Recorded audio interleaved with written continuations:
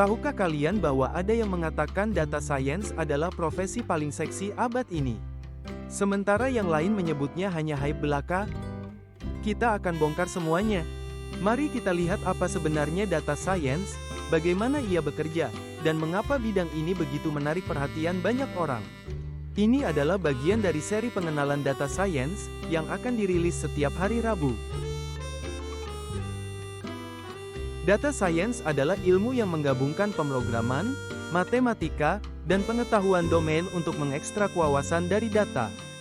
Bayangkan kalian bisa memprediksi tren bisnis atau mengidentifikasi pola dalam data medis hanya dengan menganalisis data yang ada. Menurut Harvard Business Review, data science adalah profesi paling seksi abad ini.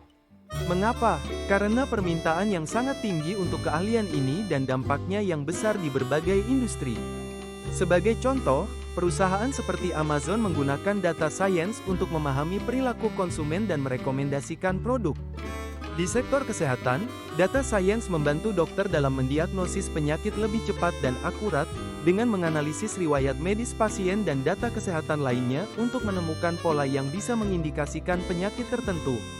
Di era big data ini, kemampuan untuk mengolah dan menganalisis jumlah data yang sangat besar menjadi kunci untuk mendapatkan wawasan yang tidak mungkin dilakukan secara manual.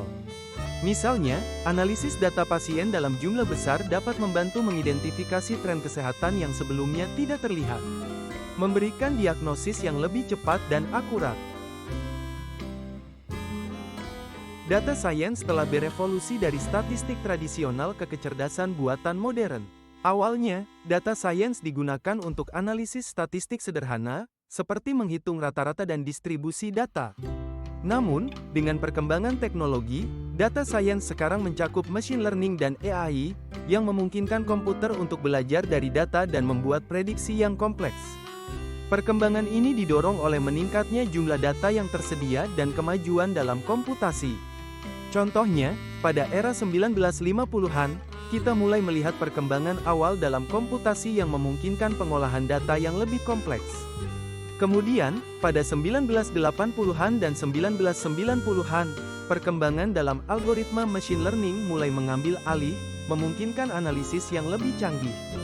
Dan sekarang, kita berada di era AI, di mana data science digunakan untuk membuat sistem yang bisa belajar dan beradaptasi secara mandiri. Kalian pasti pernah menggunakan AI dalam kehidupan sehari-hari tanpa menyadarinya. Misalnya, saat menonton video rekomendasi di YouTube. Algoritma data science mempelajari apa yang kalian sukai berdasarkan riwayat tontonan. Begitu juga ketika menggunakan asisten suara seperti Siri atau Google Assistant, yang memahami perintah suara dengan bantuan data science. Di sektor kesehatan, data science digunakan untuk memprediksi kemungkinan penyakit berdasarkan riwayat kesehatan pasien. Misalnya, aplikasi yang mengingatkan kalian untuk cek kesehatan berdasarkan data dari smartwatch. Di dunia keuangan, data science membantu mendeteksi transaksi yang mencurigakan.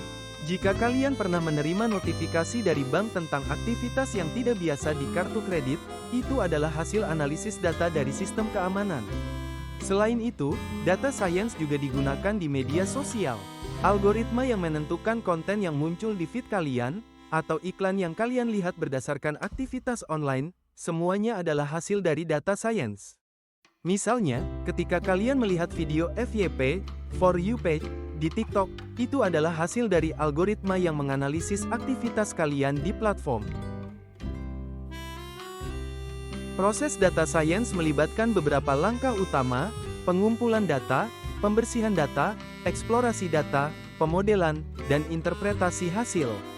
Misalnya, untuk mengenali gambar kucing, AI akan melihat ribuan gambar kucing dan belajar dari pola yang ada di gambar tersebut.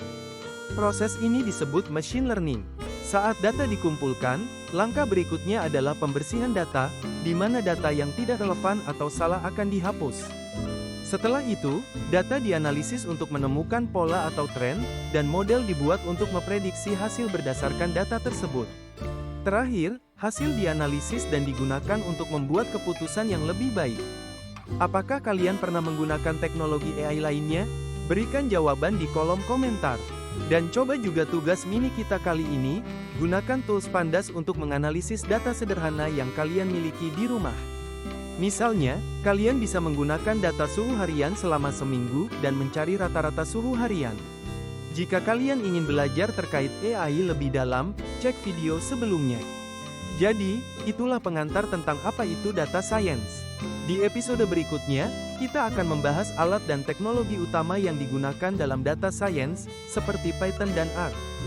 Jangan lupa untuk like, subscribe, dan tekan tombol lonceng untuk mendapatkan update terbaru dari kami. Episode baru dari seri pengenalan data science akan dirilis setiap hari Rabu. Jika kalian tertarik dengan konten teknologi lainnya, pastikan untuk cek video-video kami yang lain. Sampai jumpa di video berikutnya.